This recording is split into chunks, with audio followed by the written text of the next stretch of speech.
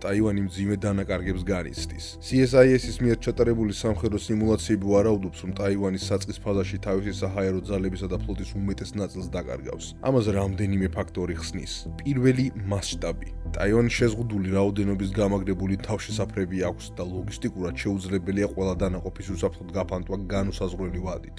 მეორე, ჩინეთის სტრატეგია ხაზს უსვამს იმ ინფრასტრუქტურის დაზიანებას, რომელიც თვითმფრინავებსა და გემებს საშუალებას აძლევს იმოქმედონ და არა ყველა პლატფორმის პირდაპირ განადგურებას. გადარჩენილი თვითმფრინავები ფაქტობრივად თავშესაფრებში რჩებიან ხაფანგში. როდესაც ასაფრენი ბილიკები და სამოძრაო ბილიკები კრატერებითაა დაფარული, ხომალდები, რომლებიც ზღვაში არიან, ვერ ბრუნდებიან დაბომბილ პორტებში საწვავისა და საბრძოლო მასალის მისაღებად. ამრიგად, მოწინააღმდეგის ნეიტრალიზება მოითხოვს მისი ბრძოლის უნარის ნივილირებას და არა თითოეული აქტივის განადგურებას. რამდენიმე შედარებით უსაფრთხო ბაზაა ჩიაშანისა და შიზიშანის მიწისქვეშა ჰაბები, რომელსაც შეუძლია დაახლოებით 75-დან 200-მდე თვითმფრინავი შეიფარონ, მაგრამ მათი ასაფრენი ბილიკების შეკეთებას მინიმუმ 2 კვირა დასჭირდება, თუ თავდასხმები გაგრძელდება. ტაივანის ბაზებზე კინეტიკური დარტყმების განხორციელებასთან ახლავს მასიური კიბერ და ელექტრონული შეტევების კამპანია.